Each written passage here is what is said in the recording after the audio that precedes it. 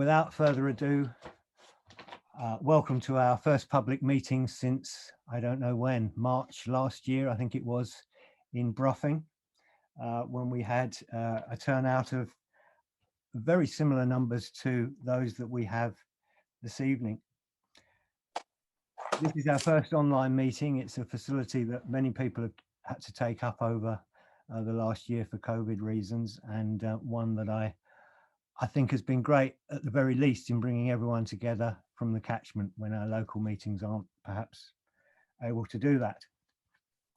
We're going to cover 5 things tonight. We're going to give you a brief reminder of what Friends of the Rib Quin is and what we're all about. I'm going to bring you up to speed on what we've been up to over the last 12 months. Consider a few ways that you can get involved and help us with the river and all the challenges that it faces. Look to the future and our plans for the year and beyond, and probably most importantly, answer any questions that you may have. Before we go on though, I'd like to say a word of thanks to Sir Oliver Heald for firstly agreeing to be our president, secondly for coming along tonight and for agreeing to say a few words.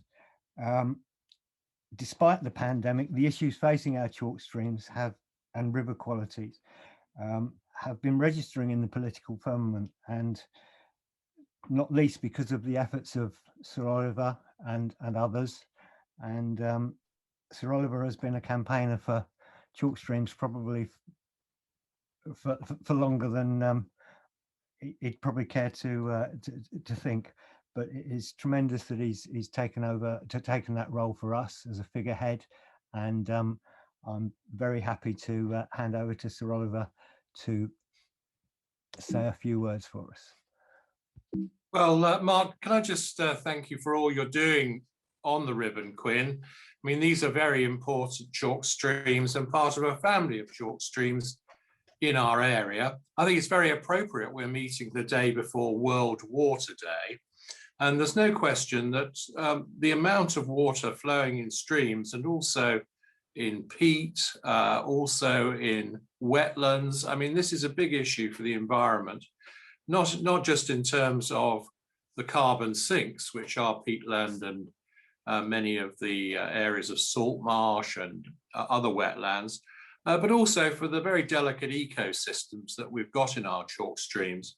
I was brought up near the River Pang, which is a good way, to the southwest of here, before moving to this area a long time ago. But I do remember as a child, going out walking, and I used to ride a bit, and by the River Pang, and seeing that it was a healthy chalk stream, lots of wonderful flowers and butterflies and so on, and it was a very nice thing.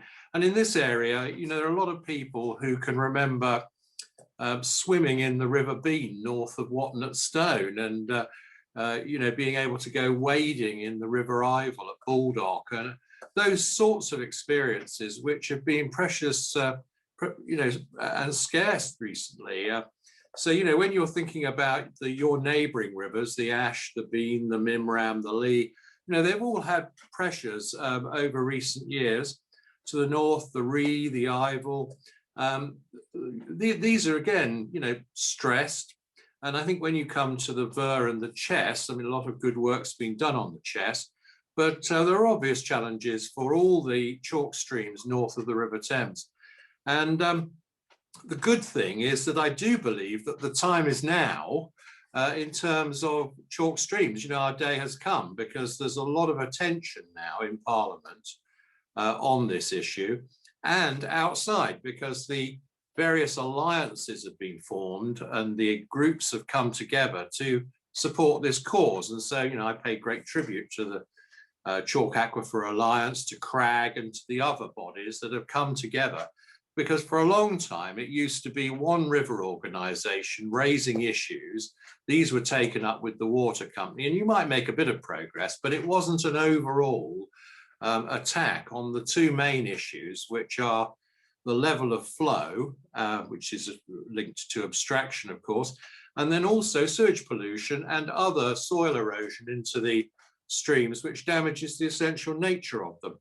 And the good news is that this build-up over the last year or so has happened in lockdown, when people who care about this have actually had the ability to talk to each other and get things done. And so if you look back, June 2020, the Chalk Streams first paper from Charles Rangeley Wilson, looking at the idea of abstracting much further downstream so that the upper reaches of these chalk streams don't go dry every year. So that was a very important landmark. We'd previously had the debate in October 2019 and a meeting which Charles Walker and I had with Jake Rigg from Affinity, where we were pushing for the company to reevaluate how it does its obtaining water and also distributing it. And then we've had the River Lee Catchment Partnership, which I think has been a strong movement forward, the Chalk Aquifer Alliance. The government has set up a chalk stream task force. Affinity have made a number of changes to what happens on the River Chess, and also have made proposals for the River Bean. I know that there's a very good plan that's been developed that Graham Waite has shown me for actions in Buntingford on the River Rib. And I do think that all this came together into the setting up of the Chalk Streams All-Party Group. Our first meeting was with the Minister, Rebecca Power, who's in charge of this. And we did give a very considerable roasting on the subject. But having said that, we put down these amendments to the Environment Bill. First of all, Charles Walker's one on, which I'm on it as well, but ensuring low flows are remedied by designating low flows as damage which requires rectifying under the Act and can involve ending abstraction to do it. And I think that's the fact that she's accepted that on the floor of the House, that principle, is very important, because it means that if in the future Ofwat are saying, oh no, you can't stop that abstraction, we can point to this legal part of the bill, which I think will be a very effective measure, and it may mean that campaigners can get a judicial review going if we don't get the right results. So, a very important step forward. And then my colleague, who's chairman of the Environmental Audit Committee, Philip Dunn, he's had a private members bill, the Sewage Inland Waters Bill, which is all about trying to stop these overflows of sewage into all inland waterways, but of course, particularly chalk streams. And it's an amendment also to the Environment Bill. So he's got his private members bill, which I think is probably stuck now because there is not enough parliamentary time. But the amendment to the Environment Bill, the government has agreed most of his points. And so the principle of ending sewage discharge has been accepted as an objective of the Storm Overflows Task Force. And the principles he had about mapping this, again, have been accepted. And you may have seen there's been a very good map produced of all the sewage discharges into the rivers. And although, it's a shocking picture in our area, it's still good that I think it's been made public, and that we've got the transparency there, so that we can push forward for the future. So, I actually think, having campaigned in this area for a long time, that we're really making some progress, and that we're getting the legal pillars in place to see a better future. But I also, just wanted to say, but I think the river organisations in our area do a great job, together with the Wildlife Trust. I've also made common cause with WWF over the years on this, and the anglers and so on. And it's getting everybody together, this coalition, to not just do the wonderful work that these groups have done in recent times to improve particular bits of of rivers, but also to get this national push. And that's what we're now achieving. So, thank you for everything you do. And I'm very honored to be the president of this organization. And I must say, the last time I went to see the Rib and the Quin in person it was a bit dry, but I've since asked all the river organisations to send me photographs of what it's like at the moment, so I'm not breaking lockdown by rushing all over the place. But it's very, very, very encouraging to see that we have had this wetter period, and that some of the rivers have been able to really regenerate. So the River Ivel is now bubbling up very nicely. I've seen some very good photographs of the Rib and the Quin, and I think this is something which shows us what could be possible. If we did have the level of flow all the time and it was sustainable, so that these things are available for the future and we don't lose these precious ecosystems. So thank you very much. And that's a few opening remarks. I don't think I'll be able to stay for the whole meeting because I do have another Zoom later, but very happy to answer questions or move now into the main meeting as you wish, Mark. Brilliant. Well, Sir Oliver, thank you for those words. And again, I must say thank you for all you're doing in Parliament. You are our man at the front line, as it were, in getting these things through and in front of ministers. And it is, I stood in the Stanton Church a year or so ago and said, this is about building bridges, not walls. And I think this is a perfect example of how the community and our representatives are coming together in Hertfordshire and pushing this issue. And again, thank you for the time tonight. You've covered a lot of the brilliant stuff that's happened recently, the good news in that speech, and that saves me doing it later. So thank you again, and do stay for as long as you can. But we quite understand when thank you. Thank you. Brilliant. So thank you, Sir Oliver. So that's set the scene and given a few hints to the hold on, I can't do two things at once, bear with me. Back to sharing screen and hitting that one there and hitting share, and hopefully yes. So yes, thank you, Sir Oliver, for those opening remarks. Here is an image of most of Sir Oliver's constituency, I would imagine. It is a bit garish, so apologies, but that is an illustration of the Rib and Quin catchment. In the far top of the picture, you'll see Royston, and if you headed left, you'd be over towards where the River Ivel rises that Sir Oliver mentioned. Further west is Baldock, and then if you come down that sort of western side, you come down to Stevenage, Watnet Stone, Aston, and that is where the River Bean runs down. But our particular river catchment, in a little bit more detail, sorry, just admit someone else. Here in a little more detail, you can see our river valleys.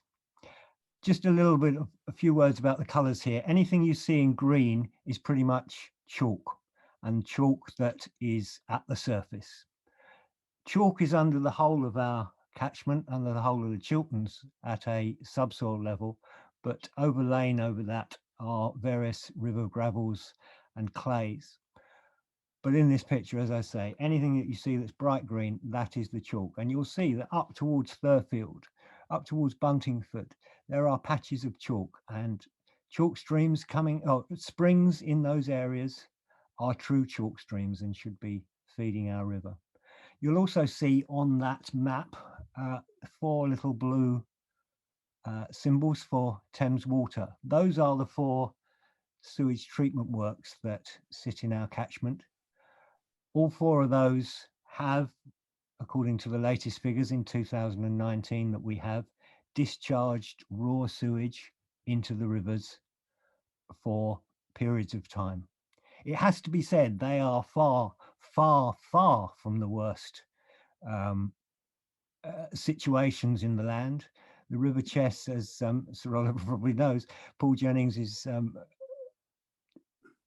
very eloquent on the subject that the River Chess in Chesham has had sewage in it for multiple days, over 60 days consistently at one time.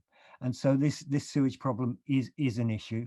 There are reasons for it, as I think we're all learning, but that's just to say that's where our 4 sewage works are. So that's our catchment. That's what Friends of the Rib Quin is all about. Why isn't that working? There we go. Now let's move on to our organisation. You've already met Sir Oliver. Now is an opportunity for my fellow. Why is that not sharing? You'll have to forgive me. I can't control my mouse, which is somewhat frustrating. I have to hit exit. Okay, it seems I have to hit exit to get my mouse back. Anyway, so to our organisation, here's an opportunity for everyone to introduce ourselves. There are 4 of us on the committee, myself, Mark Wilkinson.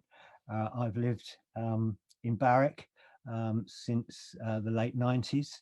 I've raised my family here and have been privileged to live near to the River Rib all through that period. The wildlife around me is spectacular, as I don't hesitate to tell many people on many occasions.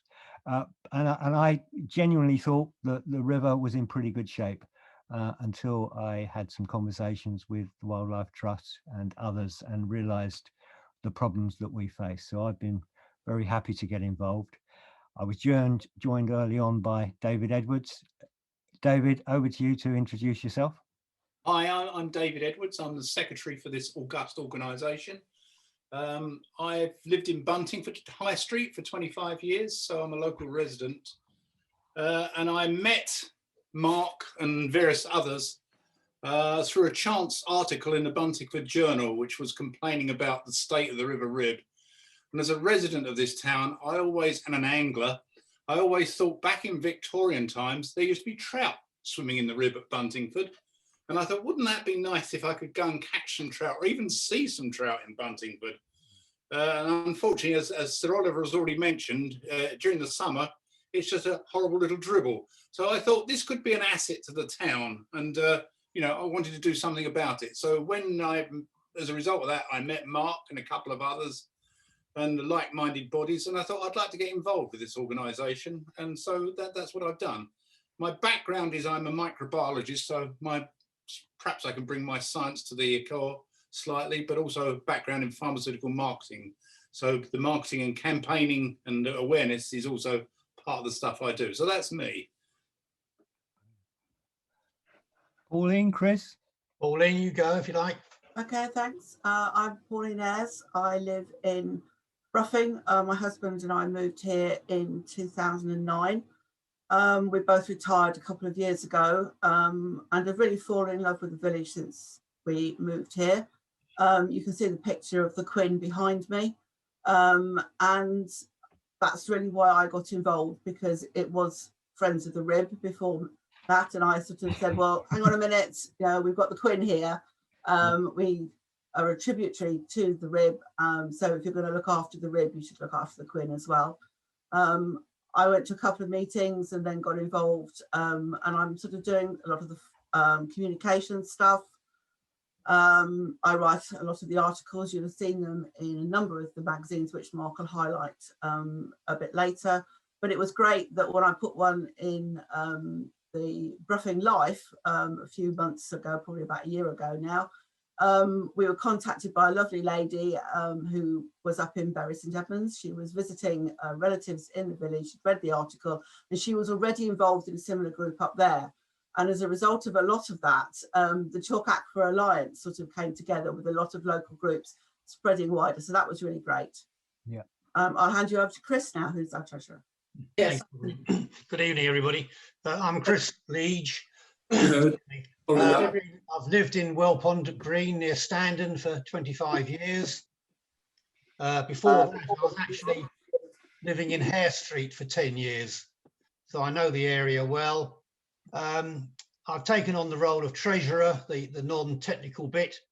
I'm a retired insurance company director, having spent for my sins some 50 years in the industry. In Standon, of course, we benefit from the rib running through the community underneath the A120. Very proud of that. And I got involved through my other activity as a chair of the Standon Parish Council. So I have a particular interest in looking after the local area. Thank you. Mark? Thank you, Chris. Right, back to me trying to operate again. So bear with me a second. Share screen. Back to that one.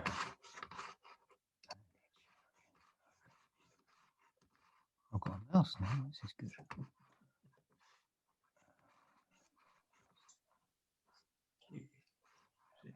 Right, we're back. Thank you, everyone, for introducing yourselves.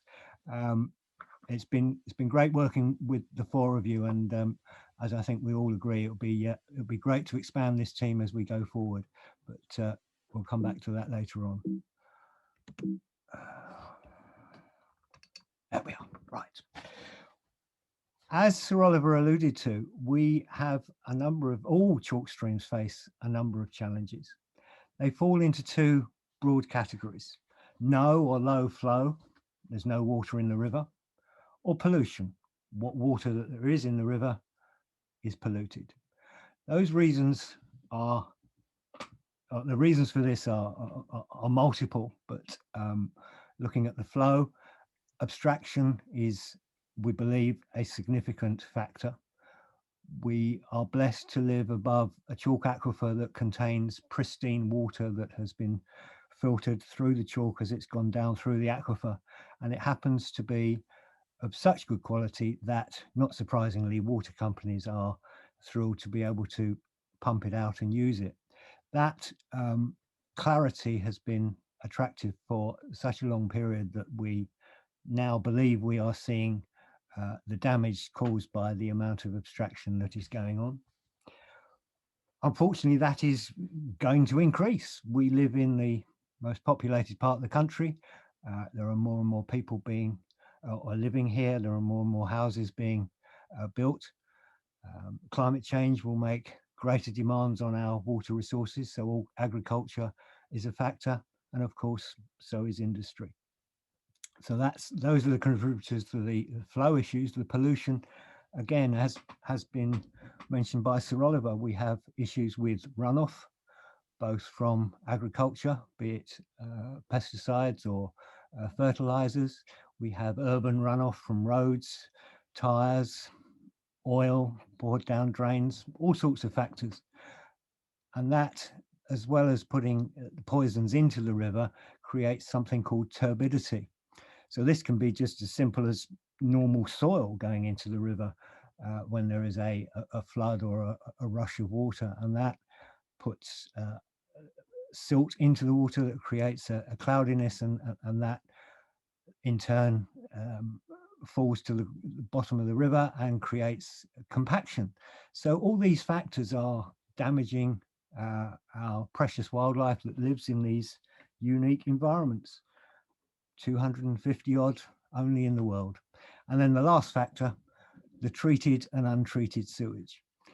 In some ways, I look at those 4 sewage treatment works that I pointed out on that earlier map as the saviors of the Rib Quin, because I wonder exactly how much water there would be in the rivers without the constant stream of untreated sewage water that comes into our rivers. It's of high quality. It is professionally and appropriately cleaned, but of course it is at a different temperature. It will contain particulates, and none of these things are good for the biodiversity of these rivers. So the challenges are multiple. They're not easy. If they were, no doubt, like the underpass at Stonehenge, it would have happened long ago. But so these are the challenges that everyone faces. As an organisation, Friends of the Rib Quin was formed to help bring awareness of these issues to as many people, both locally and further afield as possible.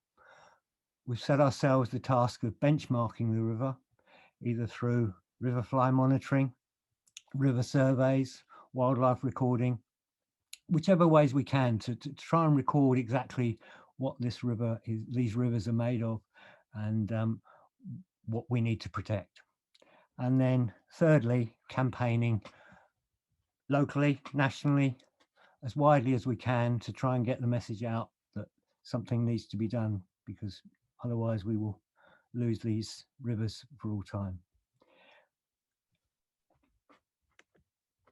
Our reach over the last 2 years has been quite exceptional. I've been so thrilled.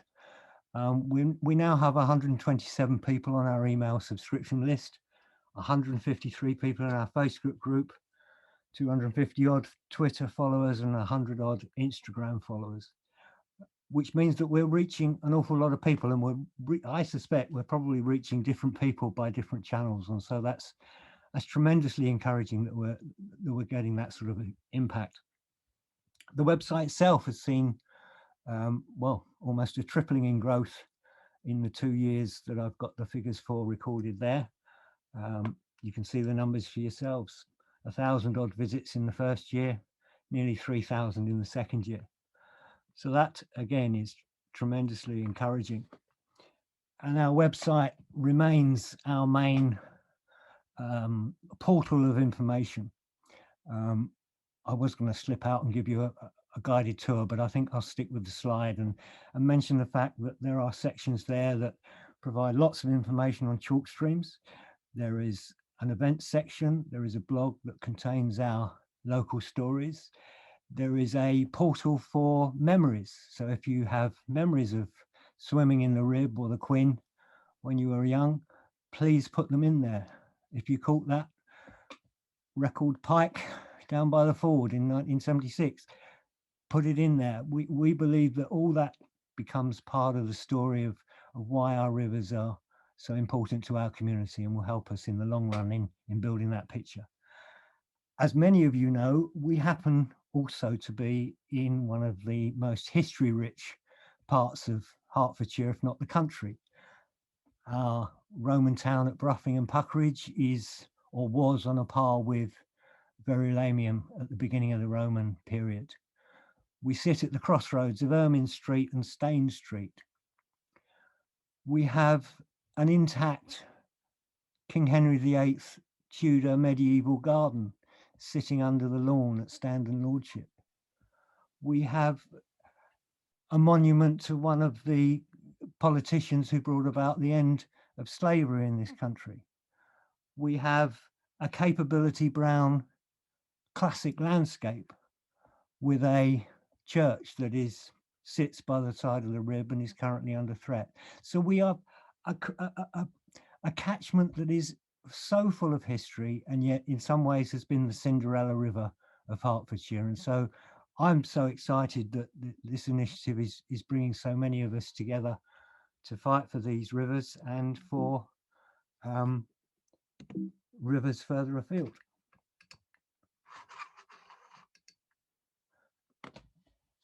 We are an independent friends group. We operate independently, but we are very much guided by the Herts and Middlesex Wildlife Trust.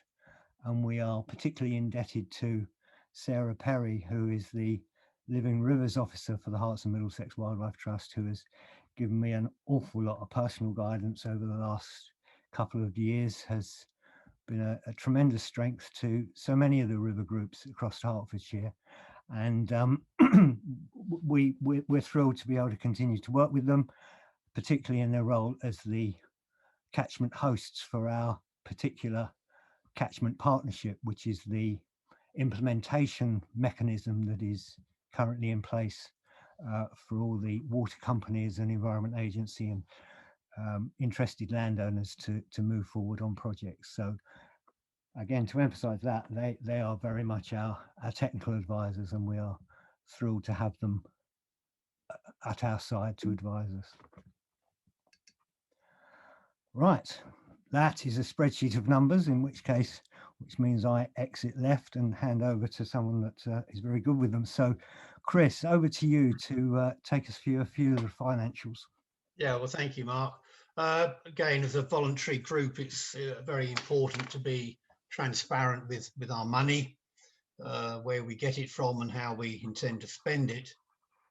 So these are the financials for the first year of the group. As you can see, as you know, with COVID, we've been very restricted on the range of activities anybody could get involved with, and hence the call on funding or funds has been extremely limited. As we show in the account, we had a total income of just over 2,500, 2,649.11, an expenditure of 1,247.45, with a cash surplus of 1,402.76, all fairly nominal figures at the moment. The main expenses were for a gazebo, which Mark, I think, secured, and we used it once or twice up in Buntingford, and hopefully we can use it a lot more in the months and years to come. Likewise, we have a river monitoring kit, or kits, plural, which are yet to be used fully. The other ongoing annual cost of any group is the public liability insurance, which we make every effort to obtain at the cheapest possible price. In terms of fund raising, in the first year we were well supported by grants received from our local town and parish councils, for which we are, of course, extremely grateful. Raising money is always a difficult challenge, and where local parish and town councils come forward, it's extremely welcome.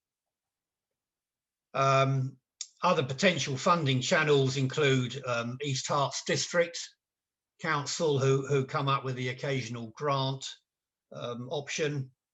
I know through David we're talking to local businesses. There's also the East Herts Lottery, which is on our website, and we gain a bit of money from that. So anybody who fancies a flutter, please take part. And of course, as my colleagues are demonstrating, there's the sale of our T-shirts, apparently extremely good value for money. Going forward, post-COVID, one can only hope, funding will become more of a challenge, based on the fact that we hope to be doing a lot more activity, a lot more events, a lot more volunteering work. So do please, if you are available to help in any respect, or particularly in fundraising, or if you have any new ideas, then do please let us know. And that's it, short and sharp, to the point, I hope. Thank you. Many thanks, Chris. And this is also an opportunity for Pauline to talk to us a little bit about the work that she's been doing. Thank you, Mark. Yes, as I said before, I try and do regular articles in a number of the local magazines or information journals, things like PS News, etc. Really just to help keep our name in people's minds, make sure that they remember we're about. It's been difficult in the last year or so because we haven't, as everyone said, been able to do that much. But I'm hopeful that I'll have a lot more things to report in the journals towards the end of the year, particularly when we've had a summer where we can get out and do some Bolsham bashing and some litter picking and that sort of thing. And I hope people find the articles of use and informative. Thank you. And the other thing that I do as well, thank you, Mark, we decided between us about a year or so ago that it would probably be quite a good idea if we kept an eye on all the planning portals, because there are a number of planning applications that are going through that are close to or very close to, in some cases, both the Rib and the Quin. And I've therefore set up reminders on the East Herts planning portal, and I need to do it for the part of the Quin that is in North Herts, so that I get an email pretty much every day of all of the planning applications and changes to those applications for every one of the parishes that is on the Rib and the Quin and in East Herts. I'm not worried about the ones where people are just changing some windows or looking to put an extra garage or change a garage into a room. What I am looking for are ones that are close to the river and that are likely to have an impact on the river. And when we find those, then we discuss them and we will put in comments according to each individual one, really just to raise in the mind of the planners that the rivers are very important and that they need to take them into account when they're looking at these planning decisions. Okay, thank you, Mark. Thanks, Pauline. And it's taxing and work that's greatly appreciated, because this is the practical day-to-day work that needs doing, and you're doing a fantastic job. David, could you give us a précis of the events we managed and a couple of other items at this point? Okay, yes, thank you very much, Mark. Well, in addition to my secretarial duties, as Mark mentioned earlier, our strategy is awareness, benchmarking and campaigning. And although all of this has been severely limited by the COVID epidemic, we've managed to do some things. The last public meeting we had was actually February last year, Mark, which was the Bruffing public meeting, which was well attended.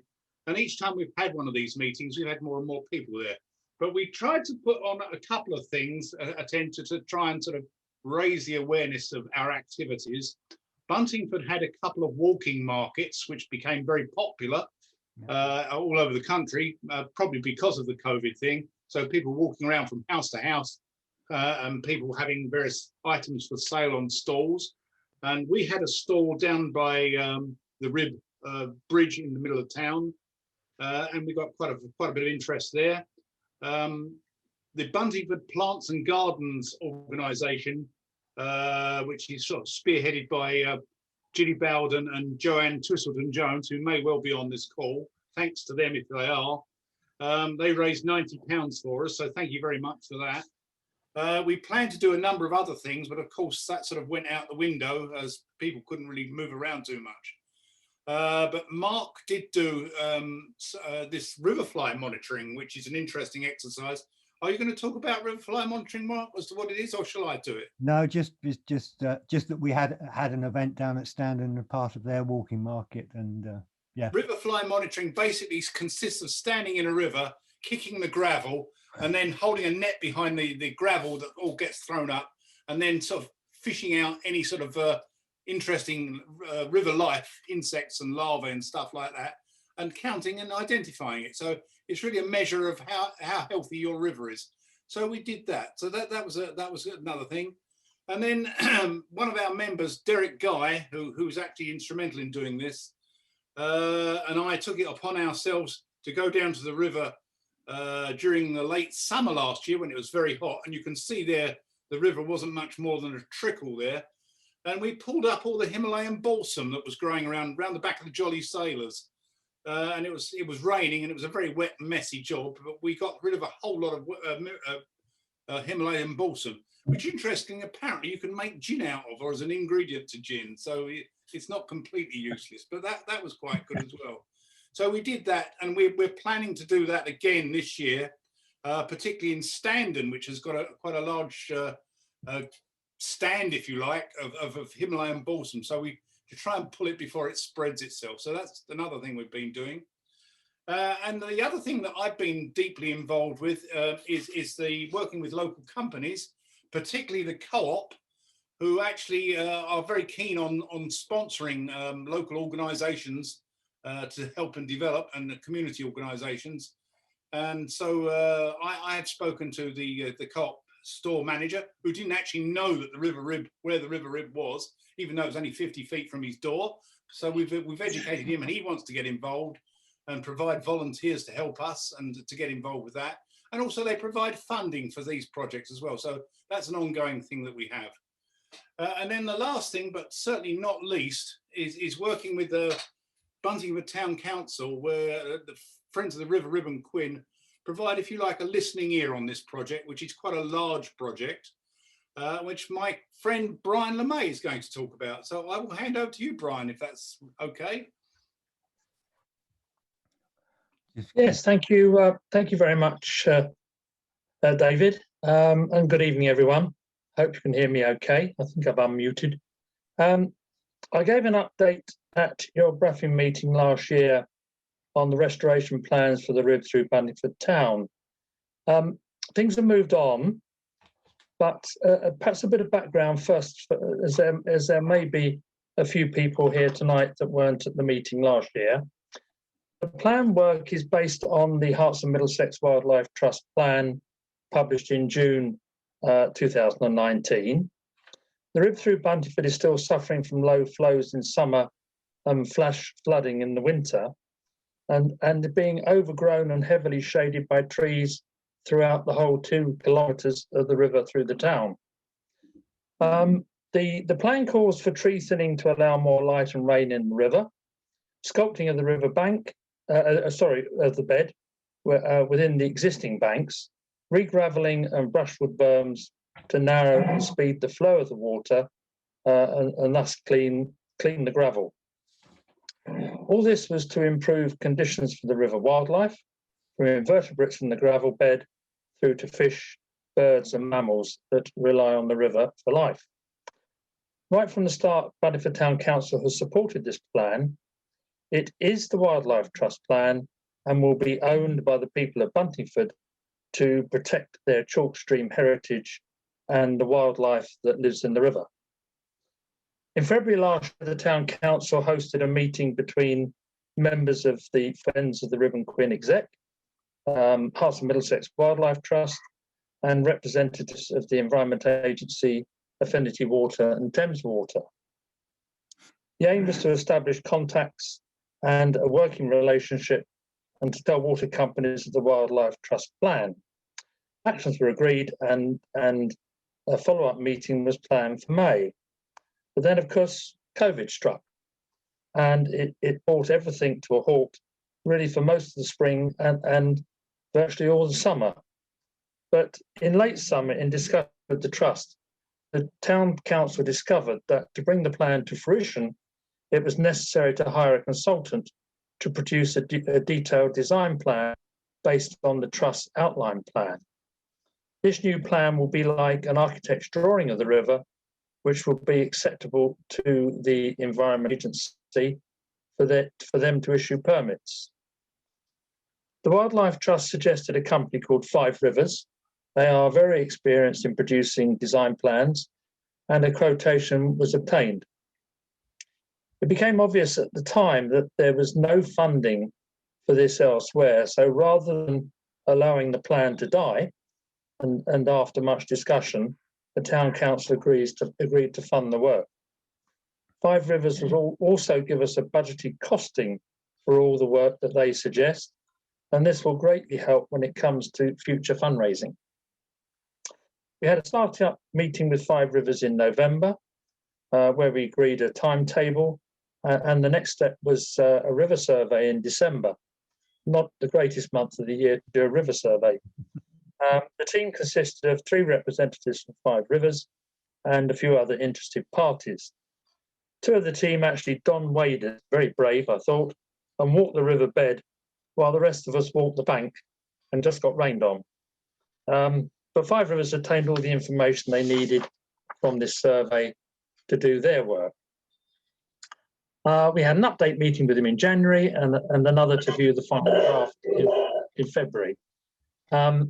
I'm pleased to say at this stage, Sarah Perry, the Living Rivers officer from Wildlife Trust, came on board, and her help and advice has been absolutely invaluable. Sarah has sent the draft plan to the Environment Agency for their comments. And not only does the plan give details of the tree and river work, but also adds nesting boxes for bats and birds, and also holes for kingfishers to nest in along the banks. And it also gives us a planting plan for marginal plants, reeds and native sedges. We've worked with 5 Rivers to ensure that some of the work can be done under supervision, I hasten to add, by local people, and we will be recruiting volunteers in the future. Once the Environment Agency's comments are received, the plan will be finalised and be resubmitted to the Environment Agency to obtain their necessary permits for work to take place in the river. And all this, believe it or not, has been the easiest and cheapest part of the project. The real work will start in trying to raise funds to pay for the actual work required in the river. We've formed a small steering group of local residents, town councillors and the Wildlife Trust to finalise the plan and start fundraising. Our fundraising motto is bring Buntingford's Rib back to life, because that is what is really needed, because certainly in the summer, parts of the river are absolutely dead. So that's my update for now. I'll be happy to take questions when it's appropriate. But now, Mark, back to you, and thank you and your exec for allowing me to give an update tonight. Brian, thank you very much for that update, and for all that you and the town council are doing in Buntingford on this project. As you've intimated, it is a long and expensive road, and we will be with you all the way along it. So thank you for that update. Perhaps if there are any questions on the Buntingford project, we can pick them up in the Q&A at the end. So that's a little bit of the events and the Buntingford update. Over the last year, we've also been out recording the wildlife in the valley. I'm not going to pause and review that, because I would quite happily talk for an hour about that. So we'll skip that for now. But I will mention our work with the Chalk Aquifer Alliance, which again, a very challenged organisation that was setting itself up right as COVID struck. But Pauline alluded to the wonderful Libby Ranzetta, who has been hosting for us some phenomenal talks on all matters to do with chalk streams. We've had amazing reaction from people all across the country, and particularly from the chalk stream areas. And you won't be surprised to hear that we had massive numbers when FORQ Sharkey came to talk. So that has been something else that we've been getting involved in.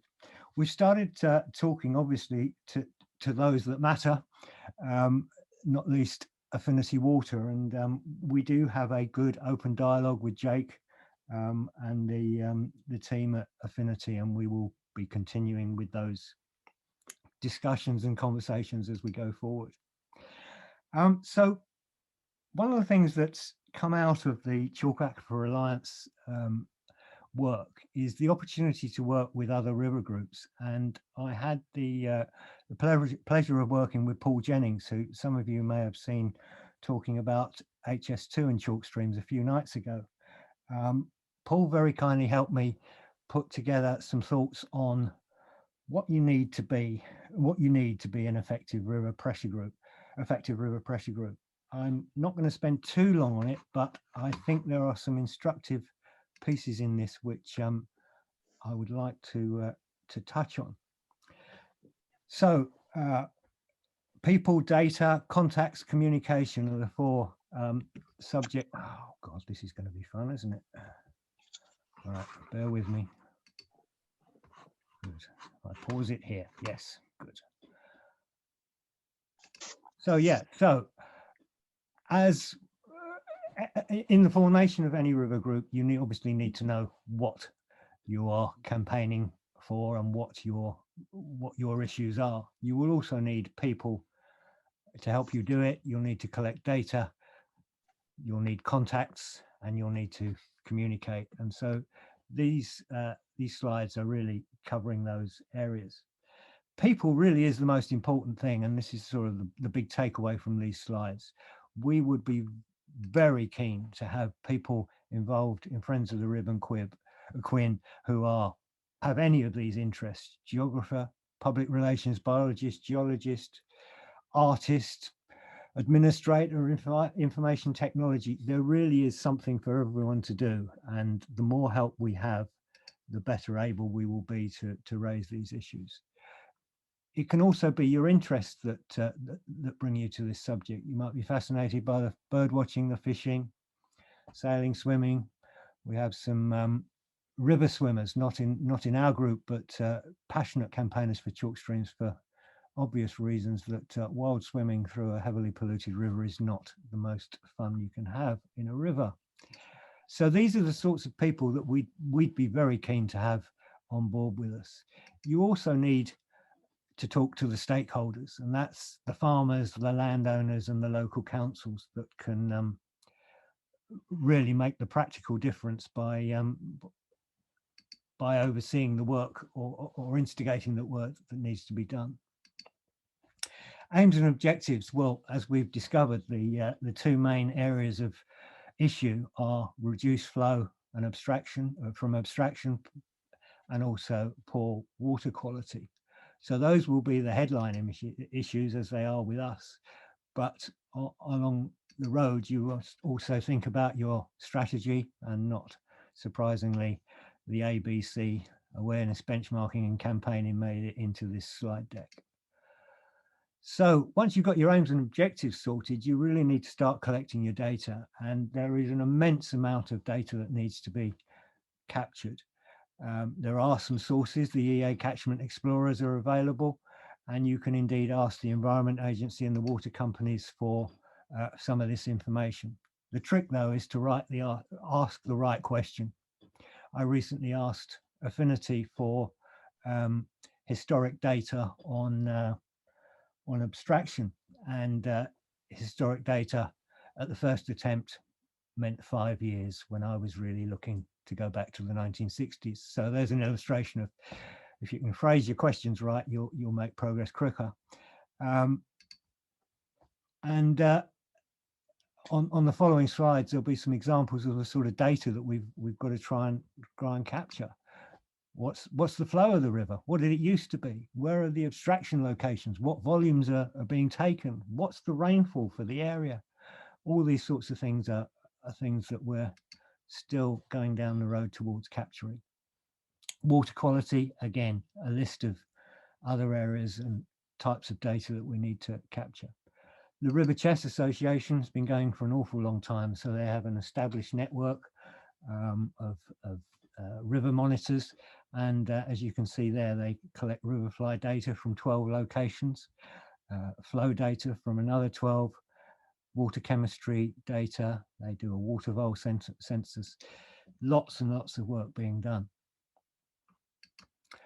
Contacts, absolutely critical if you're going to make a difference, and we made a good head start on this, but the more connections you can make, the better.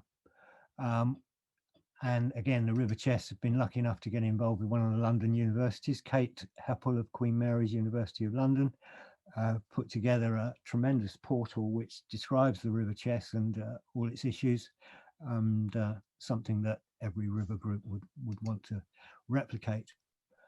And of course, the Wildlife Trust, the World Wide Fund for Nature, Angling Trust and River Trust can all be incredibly helpful. Finally, the last bit, and this is another big message for us, I think, communication is absolutely key. Politics is all about communication and getting messages across, and we are involved in politics with a small p.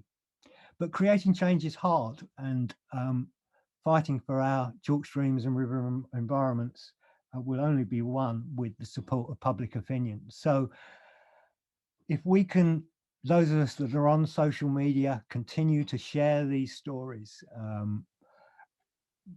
If we have the time to write letters, again, letter writing, absolutely critical as these issues are communicated going forward. But most of all, the river groups should be supporting each other to increase the audience on the issues. So I thought there were some telling points from those slides, and thanks to Paul for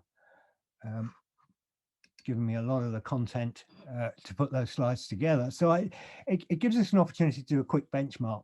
how are we doing against those particular areas? Our aims and objectives, I think we're clear. We've got our ABC approach. We understand our role as evangelists for the river, and we have a short-term plan in place. We are for people in the executive at the moment, and some grateful assistance from some individuals over the last year. But the more of us that are working in this area, the merrier, and of course, the more of us, the more successful we will be. Data, we've made a start, but there's lots more to discover. I'm not going to perform death by PowerPoint tonight and take you through that data, but there is a mound forming behind me, and your help in gathering it, filtering it, and getting some messages out of it would be incredibly helpful. We've made a good start on our contacts. As I say, we're talking to Affinity.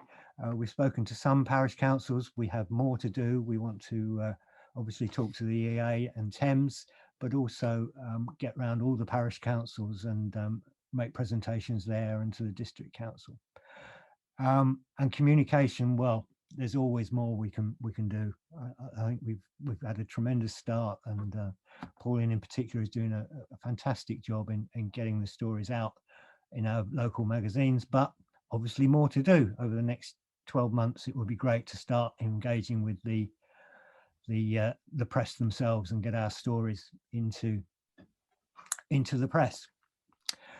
So again, how are we doing? Well, we've been thinking about some roles that people might like to take on as we go forward, and we very much invite anyone whose interest is piqued by any of these ideas to get in touch with an email at the end. The entry level is a very important level, and that is of wildlife recorder. We have settled on an app called iNaturalist, which is available for all smartphones, and it is a very simple app that uses the camera on your smartphone. You take a photo, you choose the photo, and you press a button, and the software will give you a list of things. My apologies, someone's coming back in. No. Yes, and allows you to record what you see. A few of us have been using that over the last 12 months, and we have approaching 800 records now of different plants, insects, all sorts that we've found in the river. And if there is time later, I'll perhaps get the chance to show you some of those sightings. So that anyone can do at any time, and it all automatically goes into our project website. Next sort of person, someone might like to be a river bailiff. This one doesn't come with a wooden truncheon, but for want of a better term, we're starting with the word bailiff. It's really adopting a stretch of river, and if there is a stretch of river that you visit on a daily or several times a week, it would be tremendous if you put your name to it and said that you'd take responsibility for keeping an eye on it, reporting anything that's a bit untoward to the EA, and perhaps over time we might be able to develop that into a regular temperature check of the water, or a flow measurement. But we'll work on ways that the river bailiff role could be developed. Probably, I have to say, river fly monitor is not a difficult thing, but it is an all-absorbing role. To become a river fly monitor, a day's training is required with the Riverfly Partnership, where they will take you through the survey methods and learn all about how to record 6 key species which are used to monitor the health of all our chalk streams. This is originally started as an angling trust project, I believe, and has been adopted by the angling community and of course the wildlife, and I think the Environment Agency used the same method as well. So if this really does tickle your fancy, it is an absorbing interest, albeit that it needs a certain amount of regularity in your recording.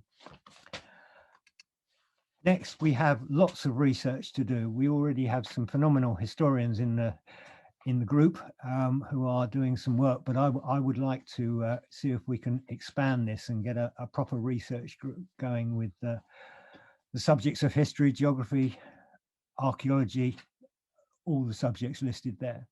Social media share, as I've touched on, is critical in getting the message out outside our normal bubbles. I'm sure David's circle of friends is completely different to mine, and likewise Chris and Brian and Pauline and Sir Oliver. We all have different circles. So if we can stretch the messages outside our normal circles, the number of people that get them will expand. So if you want to dip your toe into social media, this would be a tremendous way to help. Administration, there's going to be lots of administration going forward.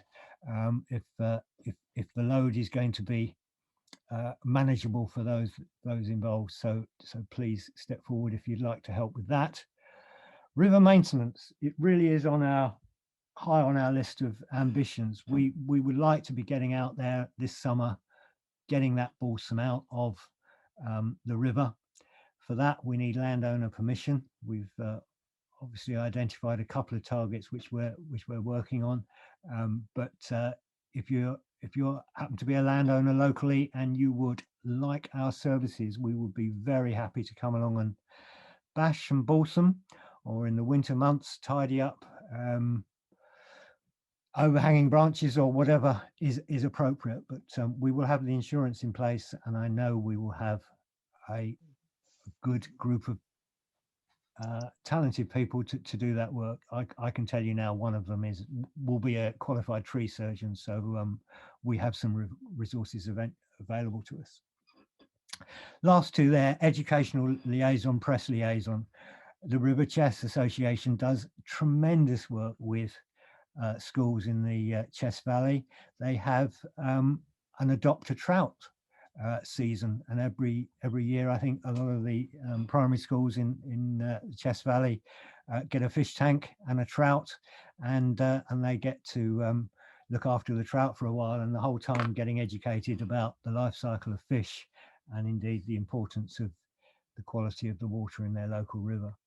So there are a tremendous number of ways that you could help us going forward, and we would be very, very pleased to receive an email from you.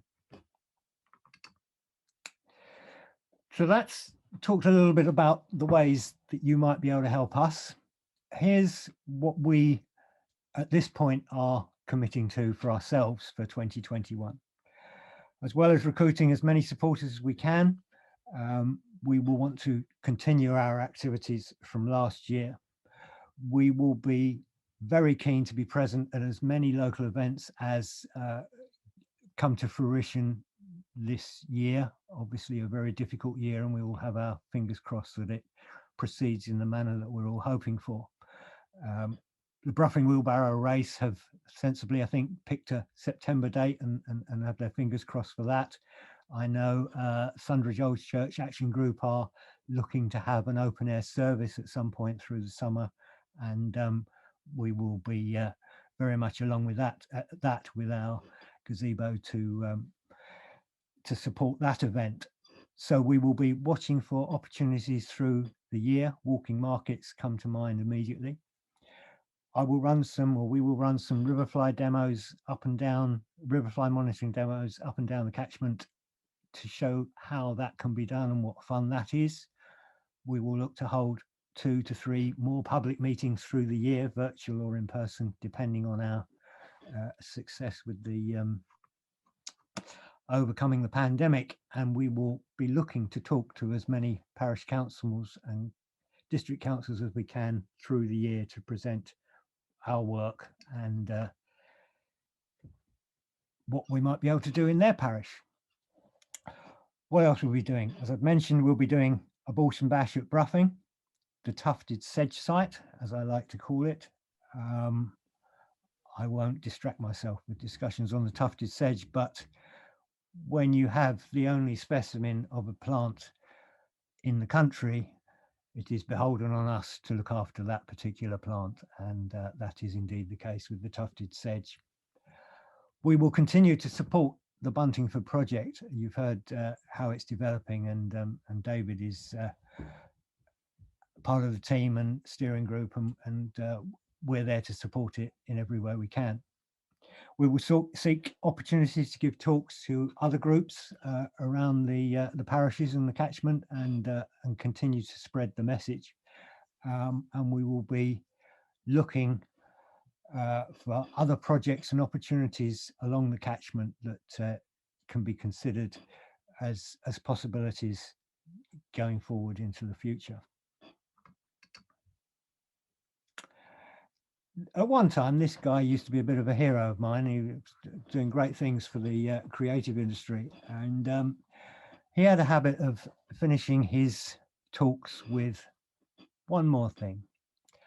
I had hoped to announce two more things tonight, but one of them is going to have to wait. But the one more thing that I would like to announce is that, due to the generosity and hard work of one of our supporters, we will this year be publishing a book on the two rivers, the history of them, the challenges they face. And I am so extremely grateful to Catherine for her work in writing this. It's sitting with me at the moment because Catherine is, or I put my hand up to do the illustrations, and unfortunately I'm a little bit behind, but the book will come to fruition this year, and I am so excited and grateful to Catherine for all the work she did. So that starts to bring us to the end of the main part of the presentation. There are 90 slides in this slide deck, and I think you'll all be relieved to find out that I stopped after 35. But I do have a number of slides that if subjects come up, we can look at them. Thank you so much for listening tonight. Please do consider getting involved. The more of us there are, the more we can achieve. A couple of website addresses and shop addresses and contact addresses for you there. So at this point, I can take a deep breath and say, do you have any questions?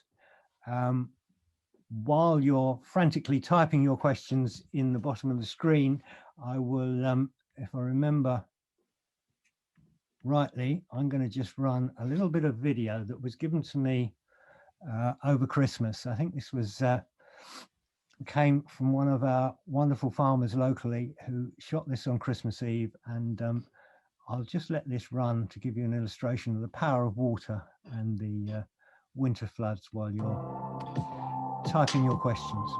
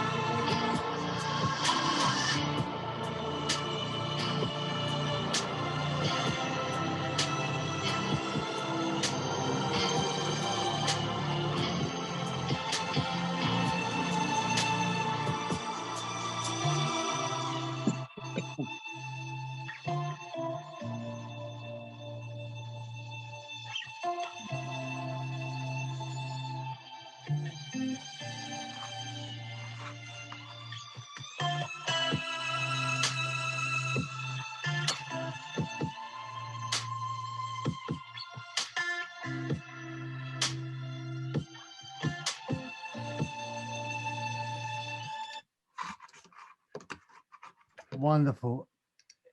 Nothing shows the power of a river more powerfully than that footage. I've stopped sharing my screen. Hopefully, okay, we've had one question. Yes, indeed. From Robert Street. He wanted to know how many, or whether we know how many water extraction licenses there are on the Rib and the Quin. Thank you for that question. I will have to go back to sharing because I have something on that.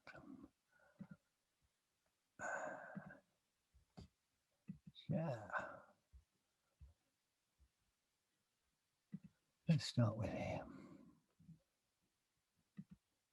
Okay, so in Rob's question was about abstraction. Just to give it a little bit of context, this is the winter rainfall for 2019. So not the winter we're just ending, but the winter before. And from the map on the left, you can see light blue and dark blue. Rainfall was above normal and notably high for the whole of last winter. This year, you've just seen from this video, we had some strong rainfall events through the year. And that has resulted in this map, which, as you can see again from the colors, shows that significant rainfall, well above average. Mimran at Pansanger, 191% normal rainfall. The Ash at Wearside, 162. So an exceptionally good winter for recharge. Again, the Colne on the western end side of Hertfordshire, you can see that all the rivers were flowing. Looking at our map, not quite so good. The upper stretches of the Ash, reduced or no flow. The Quin, not even surveyed. No flow above Buntingford when it should be, according to the EA, running. So what's interesting is, despite that, when you look at the rainfall figures for the last 60, 70 years, there's peaks and troughs. But on average, the amount of rain over the year is increasing. It might be the wrong sort of rain, but there is no obvious reduction in rainfall due to climate change from these statistics. So that's the context that you need to look at abstraction. Because of the work of a certain individual, thank you, Rob, we obtained through an FOI request a list of the abstractors in our catchment. And this is, as you can see, color coded. The yellow ones are the significant ones. They are all affinity water, and they are the sites that they, well, we don't actually get the sites listed on this information, but they have 6 sites that they abstract water from. The orange ones are associated with the washing of minerals, I believe, associated with the Ware, the site to the west of Ware that is where the municipal dump is, and I believe that is where that water is used.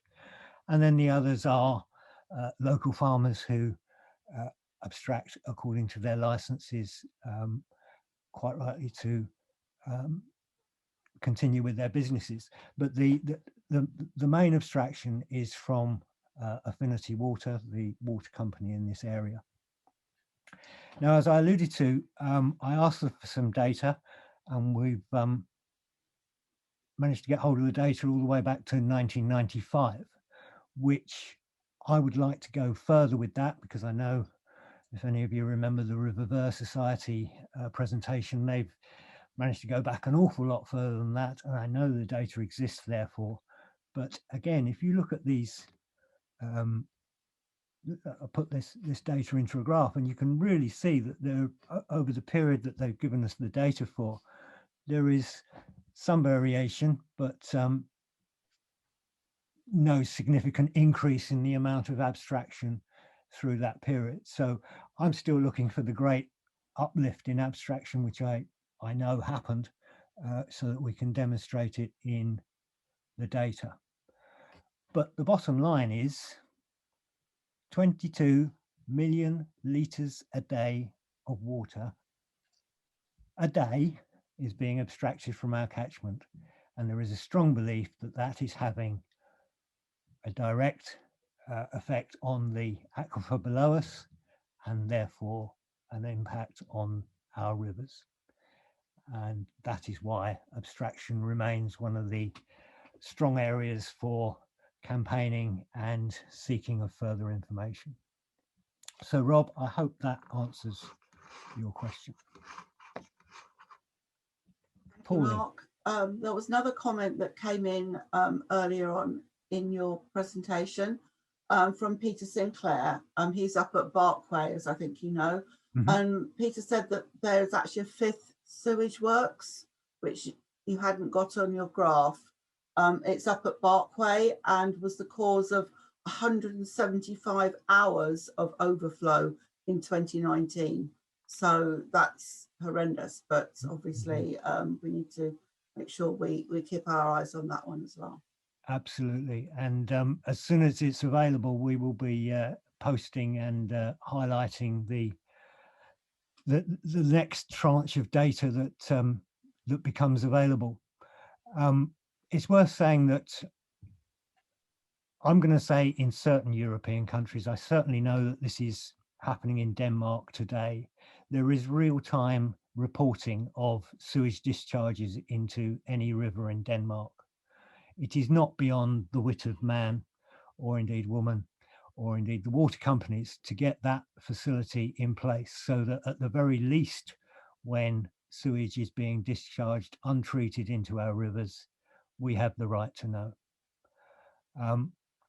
A gentleman working down in London called the London Waterkeeper on Twitter recently came up with a fantastic idea, which was basically that every time it was raining, you should write a letter to Thames Water to ask if they were discharging raw sewage into the River Lee. If everyone did that every time it rained, we would in effect get real-time notification of untreated sewage going directly into these rivers. I suspect this is a sort of annoying disobedience that campaigning will have to resort to as we go forward to try and get these things in place, because it's frankly ridiculous that that they're carrying on. So thank you for pointing out my that one was missing from the map. Okay, and the video you showed, that was the rib, wasn't it? It was. That was, I think it's right to credit it to Geoffrey Pearman, and that was the River Rib below Standon. So you were flying over Latchford on Christmas Eve last year, really showing what a river is supposed to do. All those meadows, water meadows, are basically there to provide an overspill in times of high water, high rainfall, and the catchment is doing exactly what it should. From my perspective, if we could hold that water back a bit and give it longer time to soak through the ground, then so much the better. And I suspect, in truth, that that's possibly one of the factors over the last 100 years that is contributing to the problems we have, is the change in the landscape, the removal of hedgerows, ponds, and such like, and the speedier movement of water off the land and into the rivers. But that's a discussion for another day.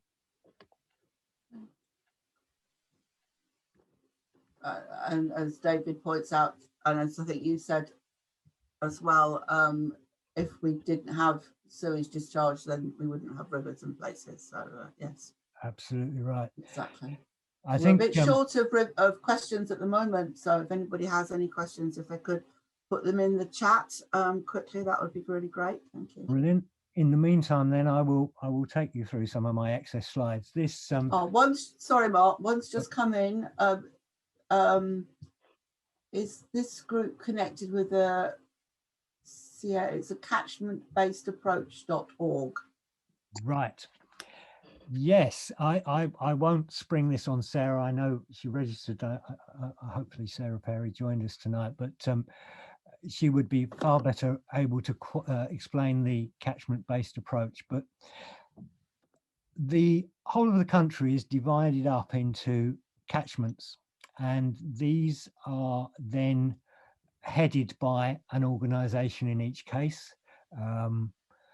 Local to us, the Wildlife Trust, Herts and Middlesex Wildlife Trust look after our local catchment, but below us on the Lee, Thames 21 look after one, and you might go somewhere else and it's a Rivers Trust that's the lead in a particular catchment. But these catchments are part of the catchment-based approach, and it is supported by the water companies and the Environment Agency as the mechanism to identify projects for work in any particular catchment and provide the networking to achieve that.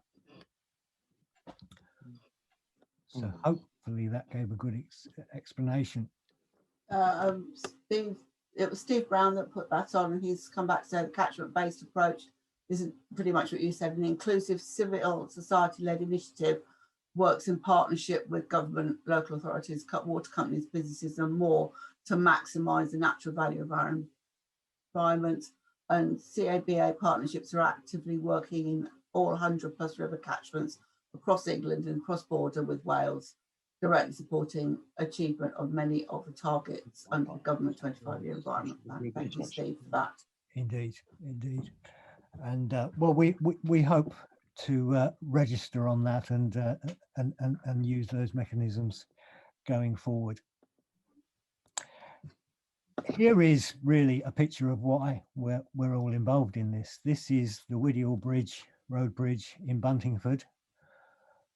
Not in August, not in September, but in June. As far as I'm concerned, there should be water in that river there, and there's not. That was June 2020. So you remember I showed you some slides on rainfall. Again, according to the EA, we had 150% rainfall in winter of 2019.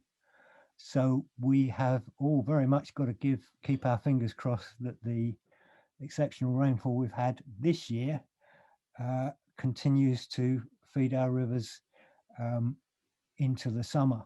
And Sir Oliver mentioned the River Ivel up at Baldock, and yeah, my friends up there are adamant that the Ivel Springs have been perennial. They never stop, and they stopped 3 years ago, and they've only just returned. So they are sitting there with their fingers crossed, hoping that it doesn't dry up again this summer. Thanks, Mark. We had another comment from Andy Az, saying that he was attending an environment meeting of East Herts on the subject of water with presentations from Infinity. That was today, I believe. A farmer with an extraction license stated he does not extract water as he's installed a reservoir to feed his land. And he was wondering whether it was worth us talking to local farmers to suggest this as a possible way forward.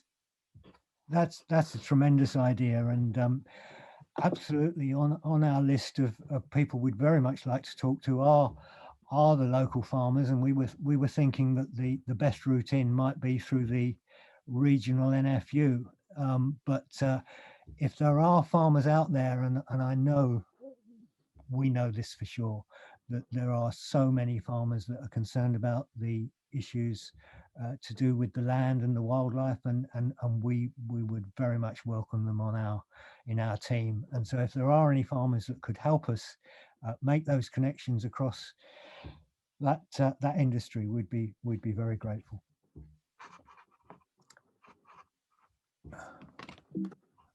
And yes, David, I think that's good to mention that the Rib is flowing strongly at Threadfield at the moment.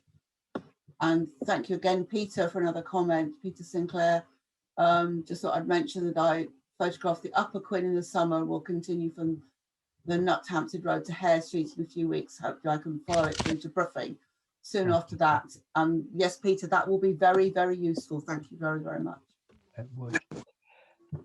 And sorry, just very briefly on that, records of the river as it is at the now are absolutely critical, so that we get an idea of when it's running and where it's running. But then again, the historical element of that is critical as well. So if you do have old photos, indeed, we'd be very interested in, because they can often lead us to discover things about the rivers that we wouldn't normally find out. There's a picture of our gazebo.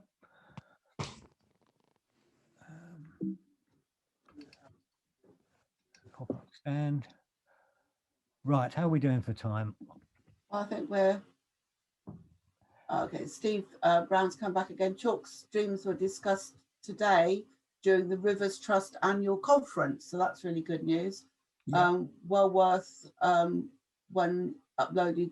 Well worth a watch when it's uploaded in a coming weeks. So yes, thank you for that, Steve. We'll look out for that for sure. Fantastic.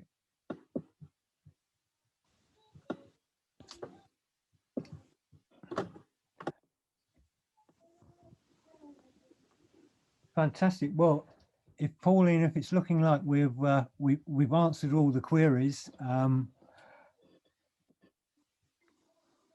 So if you want to stop typing, I think.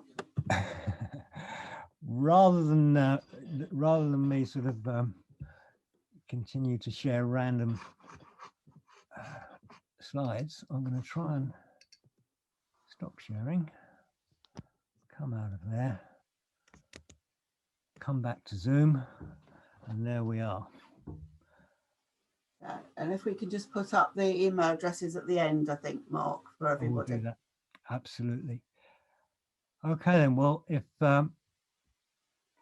before I do that, do we want to? I guess we're sort of heading towards wrapping up here. So I think so. I think I would like to take the opportunity to thank you all for coming and for listening to me droning on for the last hour and a half. We very much look forward to seeing you in person going forward. We would be very keen for you to hear from you if you'd like to get involved in any of the things that we're up to. And as Pauline says, I will find the closing slide just with that information on it. Mark, can you remind everybody that the whole meeting should be on our website, including all your 95 slides, if you're going to put them there, so everybody can refer back to them when they want to in their own time. Brilliant. Well said. Okay. And the minutes will be on there as well. Yeah, thank you. And just one last message that's come in. And thank you, Sarah Perry from Herts and Middlesex Wildlife Trust, saying a formal thanks to FORQ for all the work you're doing for chalk streams. We're grateful to be working with you. Sarah, we're very, very grateful to be working with you. That is most definitely reciprocated. Thank you for all your hard work and your help on both of our rivers. Absolutely, absolutely. Yeah. Brilliant. Well, there from Charlie Rowe, Pauline. Oh, Saying thank you to everybody. It's much appreciated. Well, may I take an opportunity to say thank you to Charlie.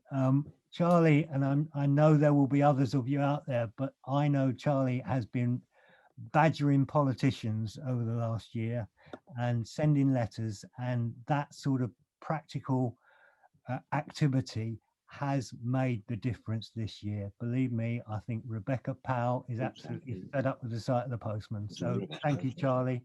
Much appreciated. Right. Well, that's it then. Thank you very much again for attending tonight. The addresses are in front of you.